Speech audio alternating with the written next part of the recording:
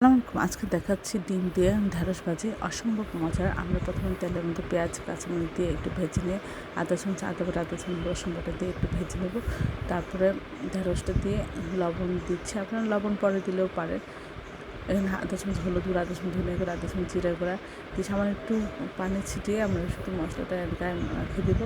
আমরা খুব বেশি করে নাড়বো না, একটু আলতোভাবে নাড়াচাড়া করবো, কম নাড়াচাড়া করে আমরা দেবো। তারপর আবার খেয়াল রাখবো নিচের জন্য পুড়ে না যায়। আমরা মাঝখানে একটু তেল দিয়ে এখানে ডিমটা দেবো, দিয়ে একটু আমরা এইভাবে নেড়ে ছেড়ে সব ডিম ঢেঁড়স ভাজির সাথে আস্তে আস্তে করে মাখিয়ে দেবো।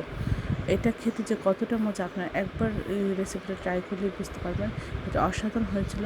সব আমার চ্যানেলটি লাইক করুন, শেয়ার দিন, সাবস্ক্রাইব করবেন এবং এই ধরনের সমস্ত ভিডিও পাওয়ার জন্য আমার চ্যানেলটি সাবস্ক্রাইব করে প্রিয়জনকে বেশি বেশি করে শেয়ার দেবেন। আর আমার চ্যানেলে সব রকমের রান্নার রেসিপি রয়েছে, আশা করি সেগুলি দেখবেন। আর এই অসাধারণ রেসিপিগুলি বাসায় একবার হলে ট্রাই করবেন। সব আমার চ্যানেলটি সাবস্ক্রাইব করে চ্যানেলের পাশে থাকবেন। আসসালামু আজকে দেখাচ্ছি দারুণ মজার চিংড়ি মাছ দিয়ে ঢেঁড়স ভাজি। আমরা প্রথমে তেলের মধ্যে পেঁয়াজ কাঁচামরিচ দিয়ে একটু ভেজে নিয়ে চিংড়ির মধ্যে অল্প একটু হলুদ মরিচ এবং লবণ দিয়ে মাখিয়ে নিয়ে তেলের মধ্যে দিয়ে একটু ভেজে নিয়েছি।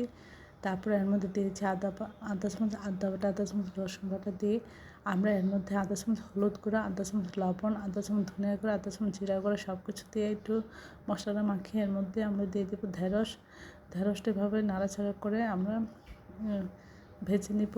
আর এর মধ্যে পর্যাপ্ত তেল দিব, বারবার নাড়াচাড়া করবো যেন নিচে লেগে না যায়। এই ভাজিটা খেতে অসাধারণ হয়, আশা করি আপনারা এভাবে একবার হলেও এই রেসিপিটা ট্রাই করবেন।